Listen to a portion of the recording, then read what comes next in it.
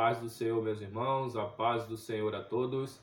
Sejam muito bem-vindos para mais uma aula da IBD, o canal que te ajuda a crescer na graça e no conhecimento do nosso Senhor Jesus Cristo. Roda a vinheta.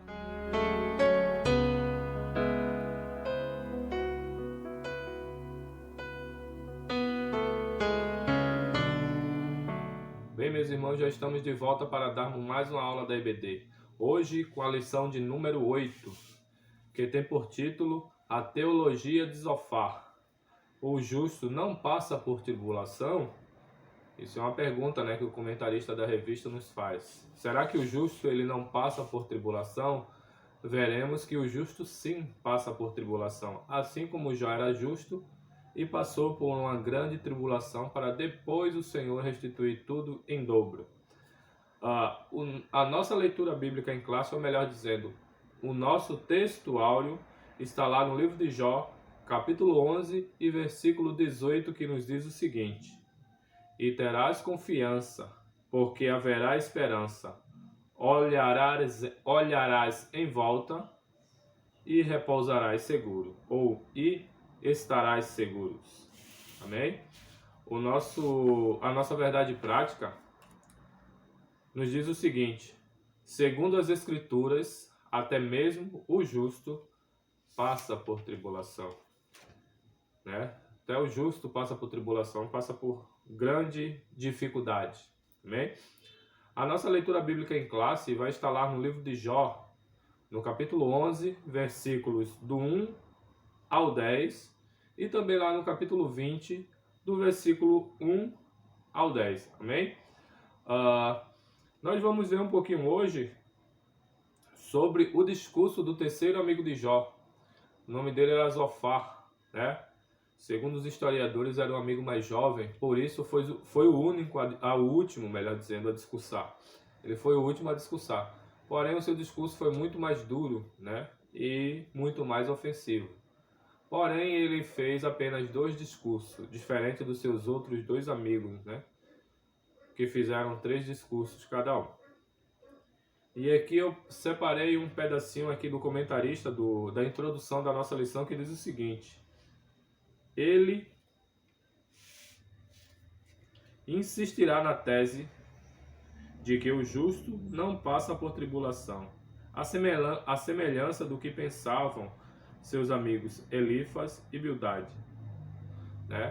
Ele vai insistir, vai dar continuidade àquilo que os seus 2 amigos iniciaram as suas falas, fazendo a defesa de que o justo ele não passa por nenhuma dificuldade. Se Jó estava passando por alguma dificuldade, certamente ele tinha pecado. E o Zofar vai na mesma linha de Bildade, e de Elifas, ou de Elifas e de Bildade.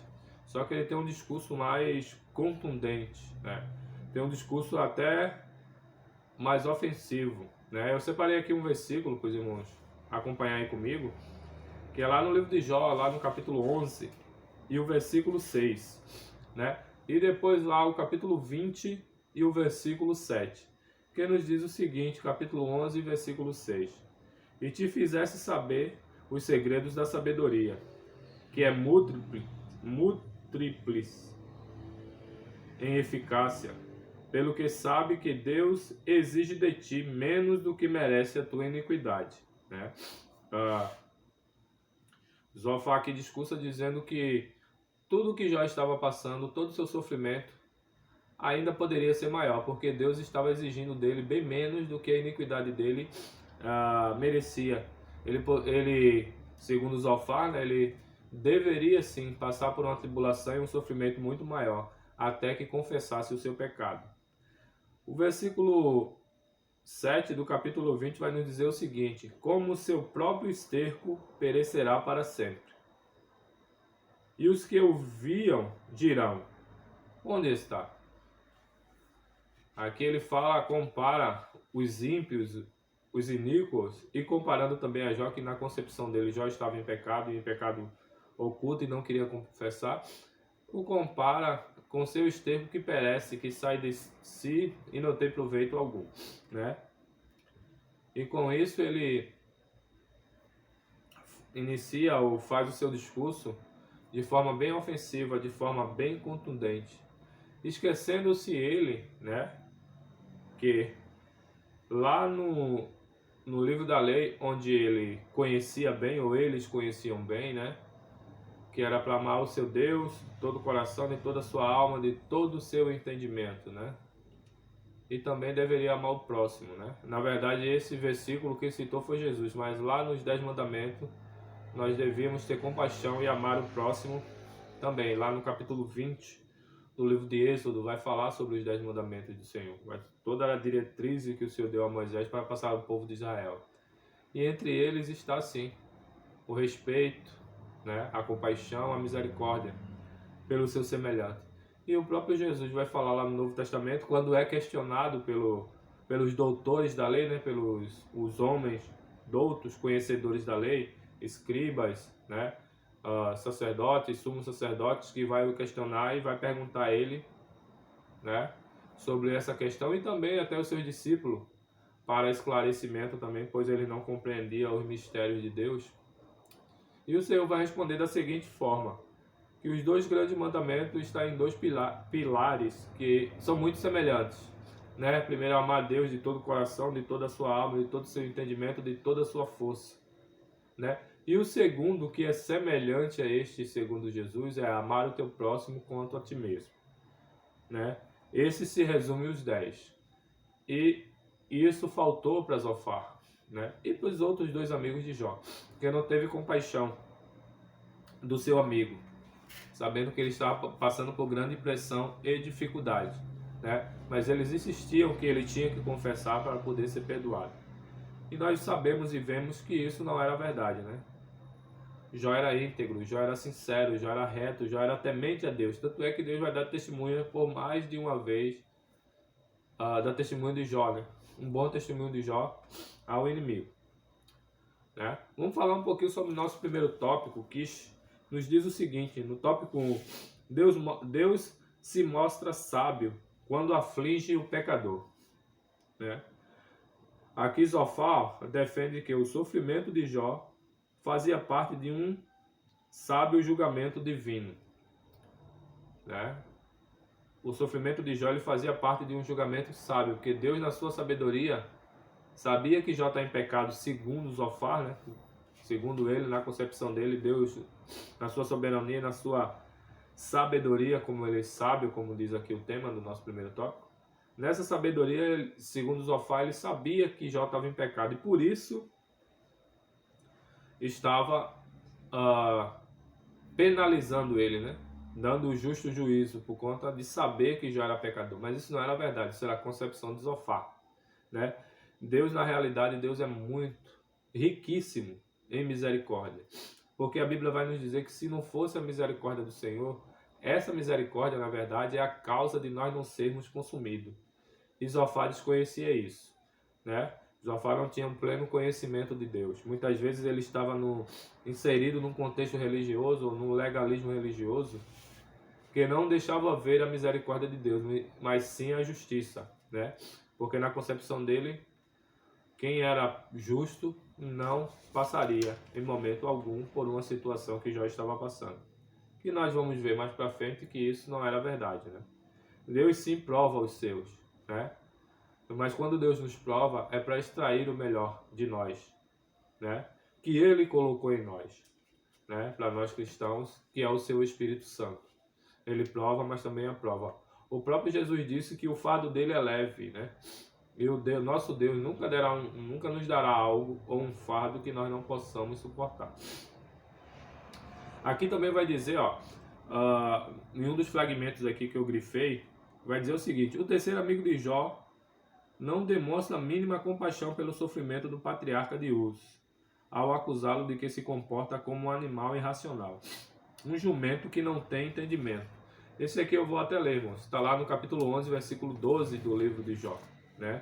Que ele vai, de fato, ele vai falar que Jó comparou a Jó como um animal irracional, né? Como alguém que não tinha entendimento, era um tolo, né? Era um animal selvagem. Capítulo 11, versículo 12, vai nos dizer o seguinte. Versículo 12. Mas o homem é falto de entendimento, ou seja, falta-lhe entendimento. Sim, o homem nasce como a cria de um jumento montês, né? O jumento montês, jumento das planícies, né? Que ele estava se comparando a um animal daquela época, daquele contexto onde eles viviam, um animal selvagem que era de difícil doma, que não podia ser domado, por isso que ele tinha o nome de selvagem, né? E ele comparou o homem, né? Ele estava citando Jó naquela ocasião, que era igual a uma cria de um jumento montês, ou seja, era selvagem, não tinha entendimento, era tolo, né? Não tinha nenhum entendimento. Então, ele o comparou dessa forma, fez esse tipo de comparação, que não cabia, né? Não cabia esse tipo de comparação, porque Jó era um homem sábio, a Bíblia vai dizer que Jó era um homem sábio e muito entendido. Em um dos seus discursos, quando ele vai fazer a defesa, ele vai dizer que ele também tinha um conhecimento semelhante ao deles, né? Então Jó não era nenhum animal irracional, ninguém que não tivesse raciocínio, que não tivesse domínio do seu linguajar, do seu falar, né? Que não fosse um ser pensante, que não fosse um ser dotado de capacidade que Deus deu todos os homens, né? Para fazer as escolhas, né? E ele o comparou também com um animal, né? Veja que discurso duro. Devemos tomar cuidado, irmãos, com os nossos discursos, o que nós falamos, o que nós pregamos, né? O que nós damos como testemunho, porque isso acaba muito que magoando nossos irmãos, né? E Deus quer que nossos irmãos, nós todos, vivamos em união, né? Ao quão bom e quão suave é que os irmãos vivam em união, né? Já dizia o salmista. Então devemos tomar cuidado com a nossa língua. O apóstolo Paulo vai dizer lá nas suas cartas aos Efésios que a nossa língua é como um bosque, né? Nossa língua é o menor membro, né? Menor membro, mas que pode incendiar todo um bosque, né?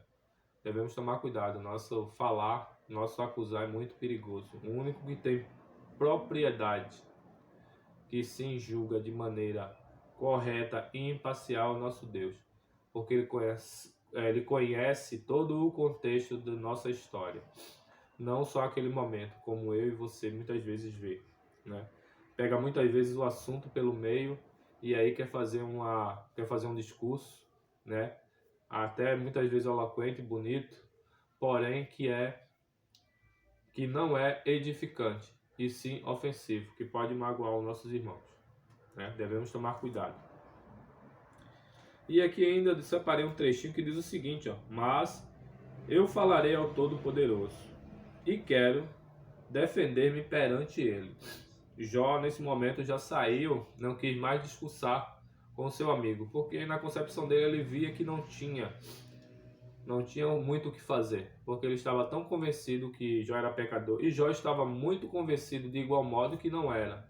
Então ele precisava ali do mediador, alguém que julgasse a sua causa. Hoje nós temos o nosso Jesus Cristo, nosso amigo, né?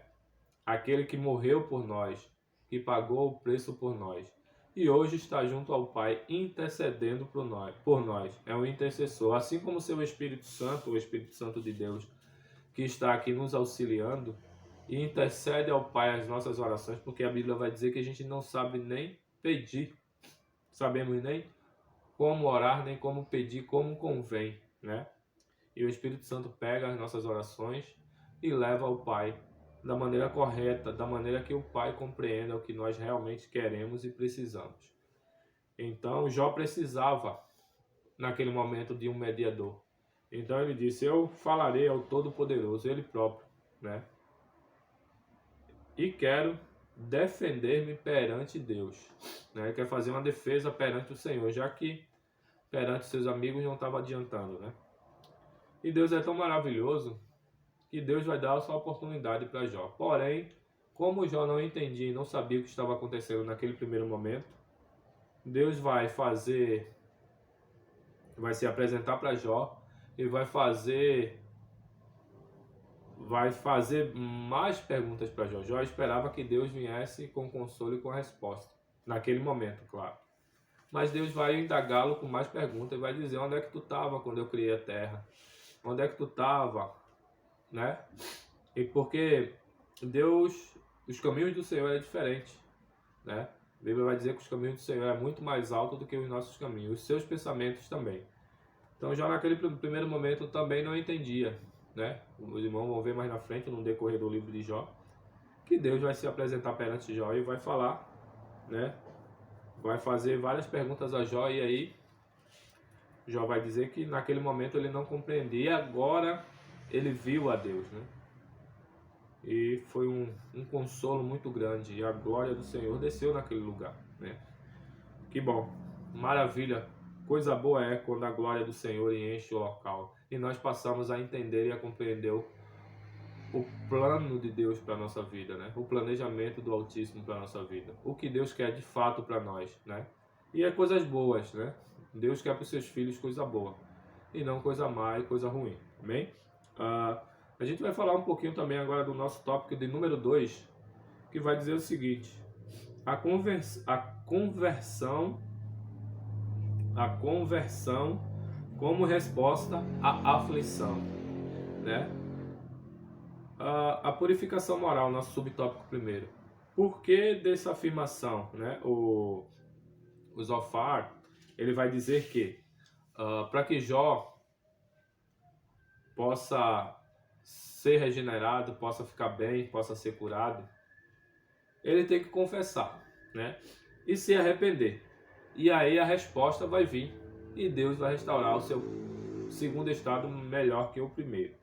Mas enquanto não vier conversão, né, não vai parar a aflição, vai continuar o sofrimento. Era isso que Zofar queria dizer.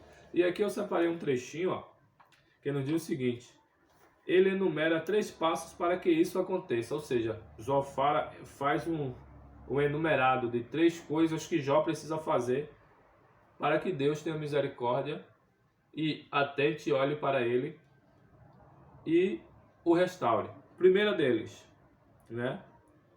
Qual é a primeira coisa? A conduta correta. A gente vai ver lá no 11 e 13. Também no 11 e 13, a oração. E o próximo, o terceiro, vai dizer sobre a renúncia do pecado. Ou seja, Zofar estava dizendo para Jó: tu tem que ter uma conduta diferente, uma conduta correta. Tu tem que orar, pedindo misericórdia e renunciar a essa vida de pecado a qual tu vive, né? É dentro dessa confissão que ia haver a conversão e a restauração. Só que isso aqui é uma realidade, não para Jó, né? A Bíblia vai dizer que aqueles que confessam e deixam alcançam misericórdia, mas aqueles que confessam, aqueles que estão em pecado, e não era o caso de Jó, né? Aqui ele estava falando para Jó, né? Sabemos que todas aquelas pessoas, toda aquela multidão, todos os povos, todo aquele que confessar o nome do Senhor crendo vai ser salvo, né? E confessar e deixar, e passar a seguir um novo entendimento, ter uma nova conduta, uma novidade de vida, renovando, como disse Paulo, o seu entendimento e deixando para trás todo o velho homem. Isso sim é uma realidade dentro desse versículo. Só que ele estava falando isso para um homem justo, para um homem correto, para um homem sincero. Então não se aplicava a lei, né? Esse versículo ficava inadequado para Jó, né? Essa é melhor dizendo, esse comentário aqui, né, que ele fez, o que está lá nos versículos a qual eu citei há pouco. Para Jó não funcionava, ficava inadequado, né? Porque Jó era um homem correto, era um homem reto, era um homem temente a Deus. Amém? Nós vamos ver também aqui no terceiro tópico, né? Nosso terceiro tópico aqui vai dizer o seguinte, ó: Deus julga e castiga os pecadores, né? E aqui no nosso primeiro subtópico vai falar o seguinte: Deus castiga os maus, ou o castigo dos maus, né? Se a gente fosse seguir o que diz esse comentarista, né, se parafraseando pelo que Zofar falou, se a gente fosse seguir o que Zofar falou, nem ele próprio se salvaria. Porque se Deus castiga os maus, todos nós temos a natureza pecaminosa que veio do nosso pai Adão. Inclusive ele também. Então não se salvaria ninguém. Se a misericórdia de Deus e a sua mão poderosa e misericordiosa não estivesse sobre a nossa vida, nos guardando e nos livrando, estaríamos todos nós perdidos, inclusive o próprio Zofar que faz esse discurso, né? Então aquele meio que tenta limitar o poder de Deus, dizendo que ele pune os maus e recompensa os bons. E isso não é totalmente verdade, né? Deus, na verdade, sim, pune os maus, porque os maus ele fez as suas escolhas. Deus dá muitas oportunidades, né? As pessoas que descem à sepultura, muitos é conhecedor, sim. E foi muitas vezes falado, mais de uma vez, para ele ou para ela, que Jesus Cristo é o único caminho, a verdade e a vida. E só tem um que nos leva ao Pai, é o próprio Jesus, não vai ter outro, não tem outro, né? Então a punição, na verdade, não é nem do próprio Deus, é da sua escolha. Na sua escolha vai vir a sua recompensa, né? É chamada a lei da semeadura, ou a lei retributiva, como aqui também ele quis falar, né? Mas é a lei da semeadura em si. Se você planta, você vai colher. Se você fez boas escolhas, drasticamente você vai ter resultados maravilhosos. Se você fez escolhas ruins, também drasticamente o teu retorno será péssimo, será ruim. E no final de tudo isso, vai ser a sua salvação ou ganhada ou perdida, né? Depende só de você. Hoje eu te faço um convite, você que está me assistindo aí, que não tinha visto ainda sobre este canal, sobre essa plataforma, né? Aqui no nosso Distrito 12 Restinga, aqui em Porto Alegre, né?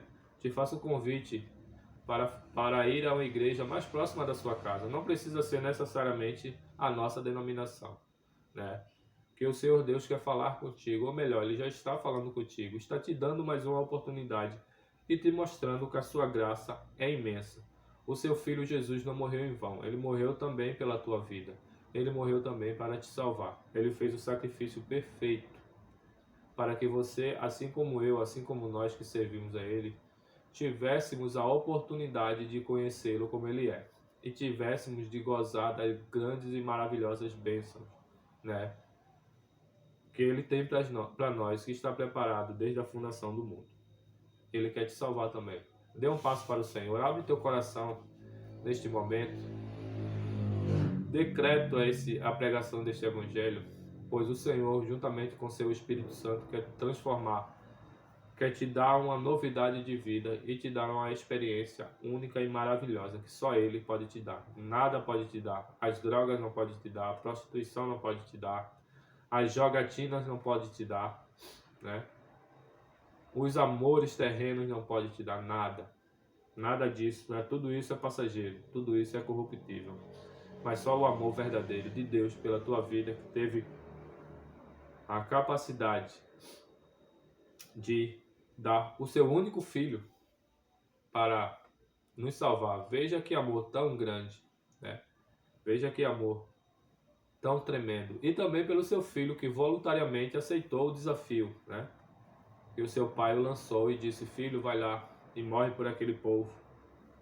Povo não merecedor, por isso que nós somos e vivemos na graça. Vivemos com favor que não merecemos, né? Por isso que a Bíblia vai nos dizer que pelas graças sois salvos. E isso não vem de vós, isso vem do próprio Deus. É dom de Deus, né? O próprio Deus quis. O seu filho também quis se despojar de todo o seu trono, de toda a sua glória, deixar tudo de lado, mesmo que por um momento, para vir morrer por mim e por você. Aceita Jesus hoje, Ele quer te salvar. Ainda aqui no nosso terceiro tópico, né? Eu separei um trechinho aqui que vai dizer o seguinte: Zofar lembra a Jó que a aparente prosperidade dos ímpios não passa de ilusão e dura apenas um instante, né? Deus é tão maravilhoso, tão misericordioso, que faz com que esse discurso aqui de Jó, ou melhor dizendo, esse discurso aqui de Zofar, não seja uma realidade. Porque imagina só que se os ímpios na sua impiedade e na sua prosperidade, Deus, pela sua misericórdia, não desse tempo para que eles se arrependessem e mudassem a sua conduta, né? Que muitos até mudam, glória a Deus, outros não querem, né? Mas se Deus fosse agir com a sua mão poderosa, nenhum de nós, nem aquele que é piedoso ou impiedoso, né? Porque a piedade é só um caminho para chegar a Deus, mas o arrependimento dos pecados, esse é que nos leva à salvação. As obras é importante, mas ela tem que estar junta com a nossa fé. Uma sem a outra não adianta. A Bíblia vai dizer que a fé sem as obras é morta, né? Mas se tu tem bastante obras, mas não te converteu, ou não voltou para o Senhor, e não exercitou a tua fé, e não depositou toda a tua confiança no Senhor, também é vão, né? Tu serás um perdido igual. E não é isso que o Senhor quer. Como Deus é tão misericordioso, eu vou ler um versículo aqui no livro de Mateus, capítulo 5, versículo 45, que nos vai dizer o seguinte: para que sejais filhos do vosso Pai que está nos céus, porque faz com que o seu sol se levante sobre maus e bons, e a chuva desça sobre os justos e os injustos. Deus te dá a oportunidade como dá para o justo, de igual modo. Deus faz com que o sol, faz com que o dia, faz com que a tua respiração seja igual, tu como injusto ou para o justo. Deus dá a oportunidade para todos, basta tu querer agarrar e servir ao Senhor de todo o coração. Amém? E aqui eu concluo e quero agradecer a você que ficou até o final, né? E dizendo para você que se inscreva no nosso canal se você ainda não é inscrito, né? No nosso canal EBD Restinga, lá no YouTube. Também deixe o seu like se gostou dessa aula, né? Deixe o seu joinha aí. E também ative o sininho das notificações para que quando tiver uma nova aula no nosso canal, você seja o primeiro a ser informado. E também compartilhe assim essa mensagem, para que muitas vidas cheguem ao pleno conhecimento do nosso Salvador e possa conhecer um pouquinho mais da Bíblia Sagrada e do que Deus fez na história, nos nossos antepassados, né? Nas histórias passadas a qual a Bíblia menciona, né? E também fará na minha e na tua vida, através dessa palavra maravilhosa e verdadeira. Muito obrigado por ficar até o final. Que Deus possa abençoar a você e a sua família. Tenha todos uma ótima semana. Em nome do Pai, do Filho e do Espírito Santo. Se o nosso Senhor Jesus Cristo não voltar para buscar a sua igreja, no próximo domingo teremos mais uma aula abençoada, para a glória de Deus Pai, Deus Filho e Deus Espírito Santo. Amém e amém.